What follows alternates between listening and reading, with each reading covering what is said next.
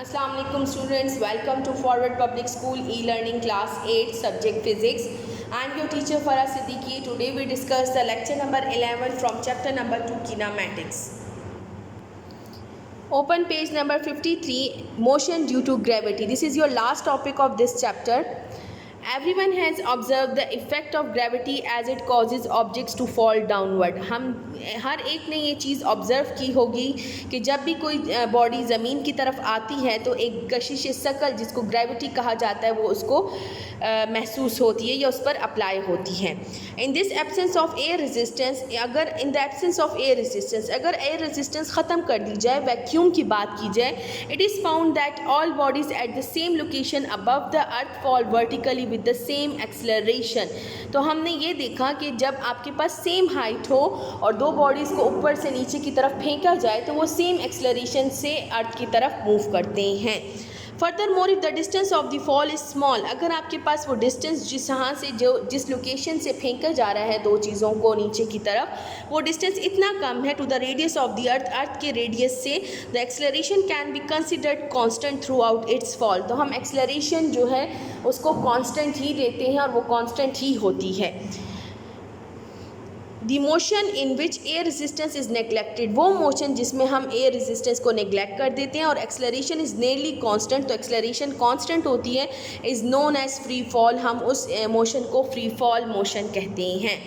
The acceleration of freely falling bodies called the acceleration due to gravity. आपके पास acceleration जो कि free falling bodies की होती है उस एक्सेलरेशन को हम एक्सेलरेशन ड्यू टू ग्रेविटी कहते हैं. And its magnitude without any algebraic sign is denoted by symbol g, और हम इसको स्मॉल जी से डिनोट करते हैं.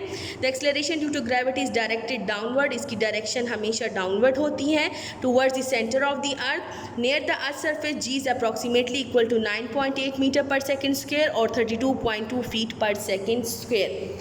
फिगर की बात कर लें तो आपके पास ये एक एक्सपेरिमेंट आपको गिवन है. एयर फिल्ड ट्यूब, यहाँ पर एयर है इसके अंदर और यहाँ पर एयर नहीं है, ये वैक्यूम है.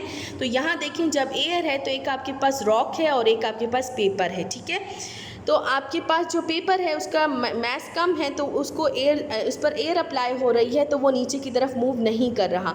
रॉक का मैस ज़्यादा है तो उस पर एयर इतनी अप्लाई नहीं हो रही तो वो नीचे की तरफ आ गया.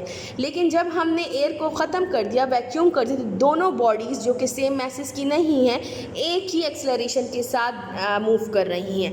In the presence of air resistance acceleration of the rock is greater than that of the paper.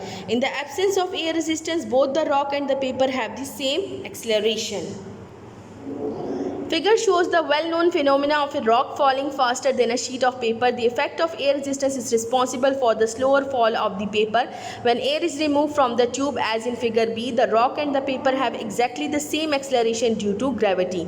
In the absence of air, the rock and the paper both fall freely. Since the acceleration is constant in free fall, the equation of kinematics can be used in these equations. We replace acceleration A with acceleration due to gravity G and distance S with height H. क्योंकि equation of motion constant acceleration के लिए थी तो हम equations of motion को motion due to gravity में भी use कर सकते हैं. सिंपली A को हम G से रिप्लेस कर देंगे और S को हम हाइट से. तो हमारी फर्स्ट इक्वेशन हो जाएगी VF is equal to VI plus GT, H is equal to VIT plus half GT square, 2GH is equal to V square F minus V square I. When object moves with gravity, acceleration due to gravity is taken positive. अगर आपके पास object towards downward move होगा तो आपके पास gravity है, gravity के साथ move कर रहा है तो पॉजिटिव हो जाएगा. And the object moves against gravity, अगर अपवर्ड मूव कर रहेगा तो आपके पास -G हो जाएगा. ठीक है, टेकन नेगेटिव. एग्जाम्पल 2.7 पर आ जाए. Height of bridge from water surface. A stone is dropped from the attack bridge. The stone reaches the water in 3.2 seconds. Find the height of the bridge from the water and the velocity of the stone when it strikes the water. Time आपने इसने जो हमने bridge से जो है एक पत्थर को नीचे की तरफ फेंका जिसने टोटल टाइम लिया 3.2 सेकेंड्स. आपने हाइट फाइंड करनी है और वेलोसिटी फाइंड करनी है. Initial velocity 0 metre per second है, टाइम 3.2 सेकेंड्स है, acceleration due to gravity 9.8 metre per second square है. पॉजिटिव है क्योंकि टूवर्ड्स द अर्थ की तरफ मूव कर रहा है। हाइट फाइंड करनी है, फाइनल वेलोसिटी फाइंड करनी है। By second equation of motion h is equal to VIT plus half GT square.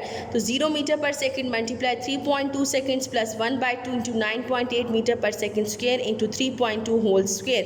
पहले आप इसका स्क्वेयर लें, उसको मल्टीप्लाई करें 9.8 के साथ, फिर 2 पर डिवाइड करें तो आपके पास आएगा 50.176 metre. Rounding off to correct significant figure which is equal to 50 metre. जब आप इसको राउंड ऑफ करेंगी तो आपके पास हाइट आ गई 50 metre.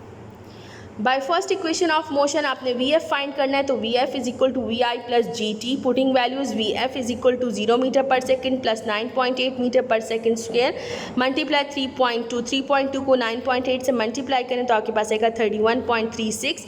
Rounding off to correct significant figures तो आपके पास VF की वैल्यू आ गई 31 metre per second. Assignment is your homework. In a cricket match ball you go straight up with velocity of 40 metre per second. Calculate maximum height ball will reach and time to reach the height. आपके पास यहाँ पर जो है body ऊपर की तरफ move कर रही है तो उसकी initial velocity 40 metre per second होगी, final velocity equal to 0 metre per second है। आपने टाइम फाइंड आउट करना है और आपने हाइट फाइंड आउट करनी है, ठीक है। तो आपके पास G की वैल्यू भी आपको गिवन है जो कि -9.8 मीटर पर सेकेंड स्क्वायर लेंगे क्योंकि अगेंस्ट द ग्रेविटी जा रहा है। तो आपके पास थर्ड इक्वेशन ऑफ मोशन और फर्स्ट इक्वेशन ऑफ मोशन आप यहाँ पर यूज़ करेंगे। तो काइंडली बेटा आप ये घर में ट्राई कीजिएगा। So this is end of the chapter number 2। Thank you. Stay home, stay safe. अल्लाह हाफिज़।